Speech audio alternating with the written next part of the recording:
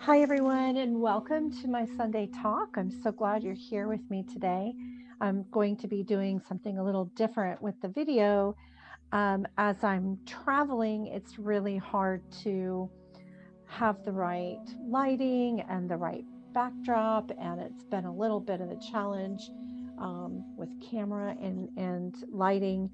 So I'm going to try this. Let me know if you love it or you hate it, or it doesn't really matter to you one way or the other. It'd be great to get some feedback. So today I wanted to talk about your awakening as the catalyst for doing the impossible in your life.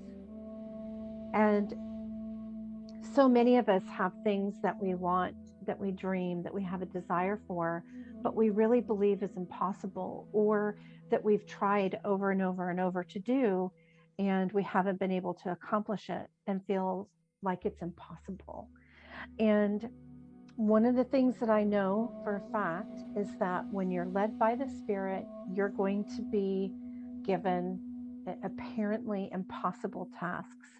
And I think that everyone that I know that has accomplished great things, and I don't mean, invented something or um, done something major in the world, even just great things in their own life, overcome major obstacles, developed capacities and aspects of their personality that they always wanted and they could never find a footing.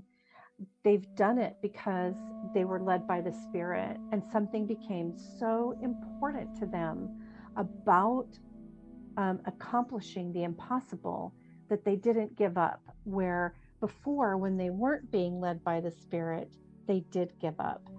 And so there's an important key that when we develop that point in our life where we're opening up to something more and we're willing to open up and explore what our spirit is, what the potential of the human spirit is, what the spirit that created us is, and what we are in relationship to that.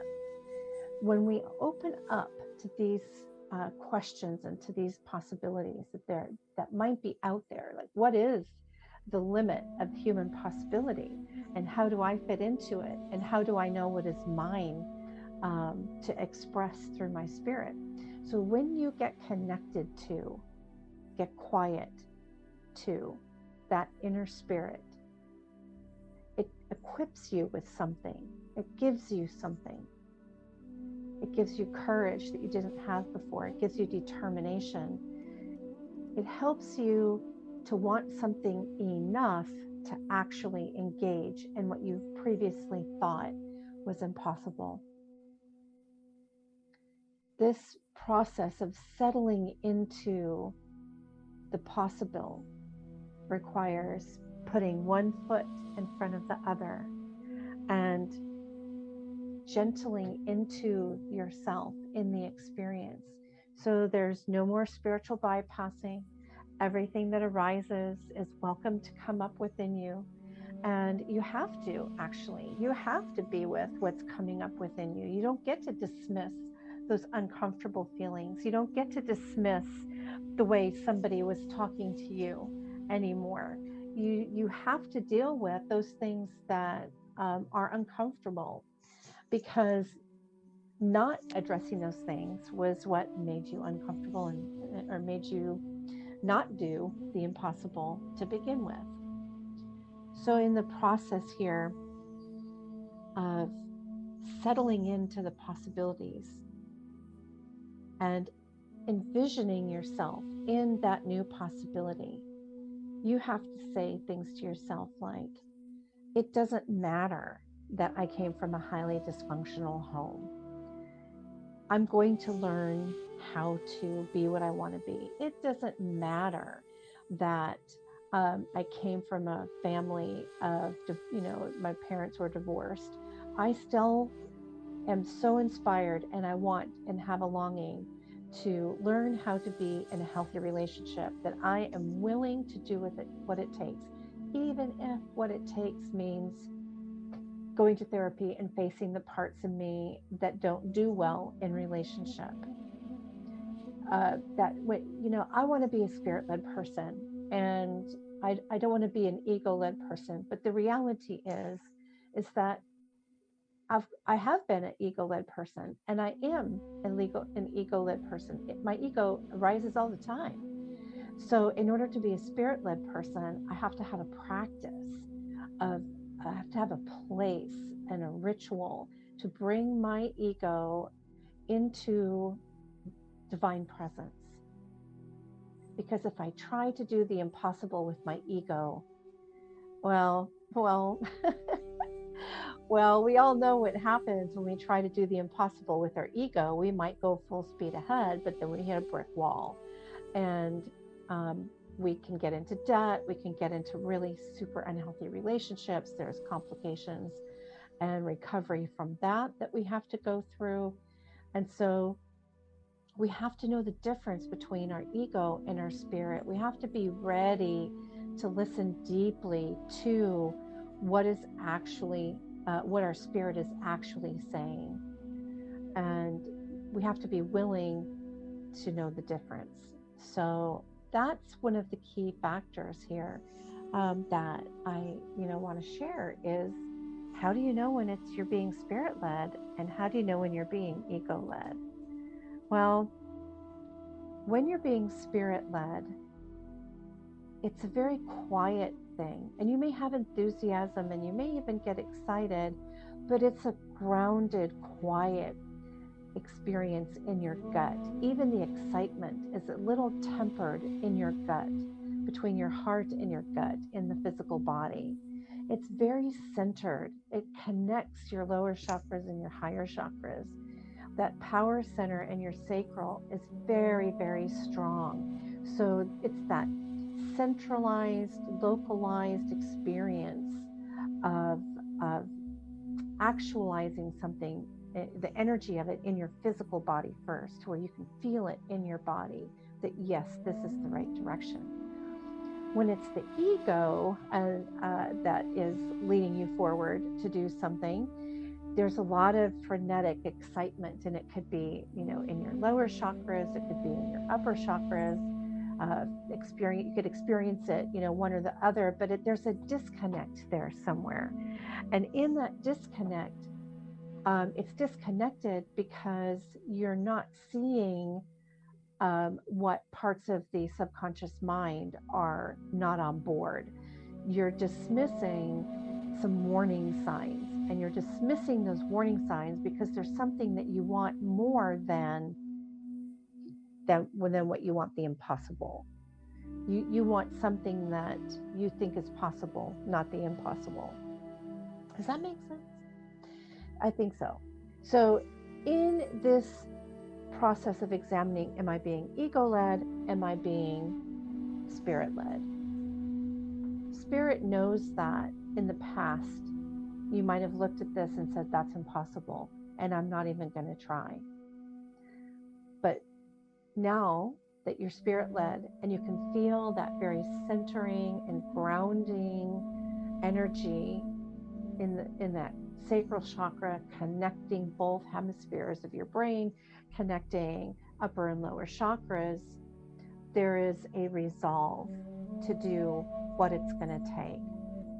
And when it's the ego and you've got all this frenetic energy, you may have thought it was impossible, and now you think it's 100% possible, and you throw caution to the wind and you dismiss the red flags. When it's spirit-led, you see the red flags, but there's wisdom involved, and you get assistance, you get mentorship, you get expert support, and you take things one step at a time. When it's your ego, you're not listening to the people that know what they're talking about. You're not listening to people that can see what you can't see in the moment. And you're attempting to uphold some principle that you haven't developed the capacity yet to uphold. And you're not willing to take, support and help to develop that capacity. For instance, let me give you an example here. let's talk about, the impossibility of having a healthy relationship because, you know, you came from a dysfunctional family and you came from a dysfunctional family. But here comes a potential partner into your life, and you see, wow, I'm pretty attracted to this person, and they're ticking all the apparent boxes, and I'm feeling all the feels, and I'm getting all excited. And ego's going to say, I'm wondering if, yeah, I saw that red flag, but you know what? It doesn't matter because I'm going to practice unconditional love. And I'm going to show up for this person like I was not able to show up for the previous people in my life. And by God, I am going to get this right. I'm going to do this right the first time. And I'm just going to love this person into wholeness, no matter what. I can see this person's potential. They're amazing. And that's it. I'm going full speed ahead. That's the ego. The spirit-led person will look at that person, the potential partner, and say, I'm liking this person pretty much. And I think they're really nice and I might enjoy some time with them.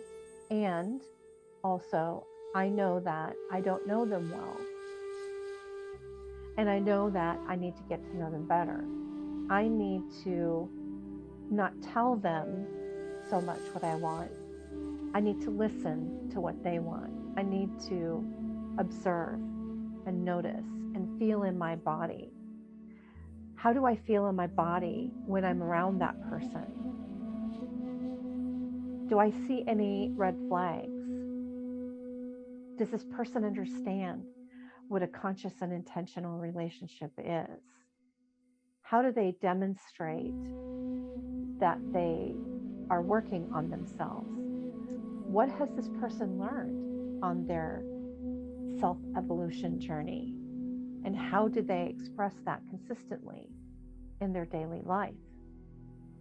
So the spirit comes in and brings wisdom. It slows things way down. It doesn't throw caution to the wind, but yet it's determined and it's willing to do what it takes, even if it means to walk away. The ego's not willing to walk away.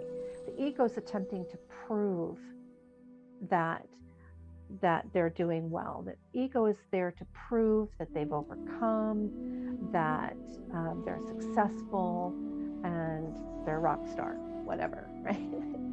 but the spirit is not concerned with all of that, with any of that. The spirit's not concerned with proving itself. Your spirit's not concerned with trying to prove a spiritual principle right in a situation that it can't be proved in. Spirit's not interested in forcing one level of consciousness upon another. And so it's a whole different process. So being spirit-led requires the willingness, the desire to want something enough to do it well, and to be willing to allow the impossible to take however long it's going to take. And so in this process of our, what is our spiritual awakening for? In this process of understanding, what is the spiritual awakening for? It's to awaken you to your highest human potential. It's not here, it's not happening so that you'll stay in a bliss state 24/7. And I know some teachers teach that if you're not in bliss, then you're in the wrong place. And again, I think that's a very dangerous teaching. Your spirit, in my humble opinion, your spiritual awakening is here to help you become a wise and compassionate, spirit-led individual that has become capable of doing the heart's desire, whatever that is, even if it seems impossible. If you look at the world around you, you see all sorts of impossible things. So when I was going to elementary school in the 70s, late 70s, there was I remember in a science class, there was a conversation about picture phones, that someday we might have picture phones, and everybody laughed. And it was a picture of an old, tabletop dial telephone that had like a little screen above it. And this was like in the late 70s, maybe, yeah, late 70s, mid to late 70s. And, everybody laughed. Oh, ha, ha, ha. And now, we walk around with computers on our phones, and we get to do FaceTime and talk to our beautiful families wherever they are. Uh, that was an impossibility 40 years ago. And look at us now. Somebody had an idea, and somebody did the impossible. Somebody was willing to make that happen. Every single invention that you're looking at, if you're sitting at your desk, how many things were impossible? I mean, even the simple pen, for Christ's sakes, right? Like that was an impossibility. They used feathers, for God's sakes, to write with, right? And sticks and feathers. And now we have pens. So what may seem like a simple thing to you now was a huge impossibility before. As you evolve as a spirit-led person, you're going to do what looked like a miracle in your earlier life. You don't even have to really believe in God to be a spirit-led person. I know a beautiful scientist who's questioning God and who does question God, and he creates miracles. Why? Because his spirit, however he relates to it, connects to the field of possibilities in the face of an impossible challenge. That's a truly spirit-led person. The courage, like I said, to do the impossible. There are certain things you're going to need. You're going to need to slow down your thinking, slow your roll. You're going to need to brainstorm. You're going to need to have courage. You're going to have to accept your current limitations and find a way around them. You're going to have to seek support, expert guidance, and mentorship. You're going to have to know who to trust and how to trust. And you're going to have to be so committed and willing that you are willing to do the hard stuff. So I hope that this was inspirational for you today. I know that you can do the hard things. I know that you can do the impossible things once you want them enough. And if you don't want it enough, that is a great place to start. You can ask yourself, I've wanted this for a long time, but I've been making other choices. I wonder what I've really been wanting instead. Even though I said I want this, I wonder what it is that I've been wanting instead. Usually it's some form of safety or peace or lack of effort.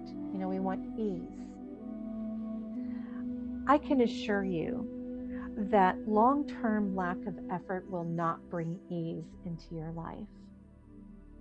That at some point, if we want to really experience, if we really do want to experience what we want to experience, we have to put forth the effort. And if it takes time to get to the effort, it takes time.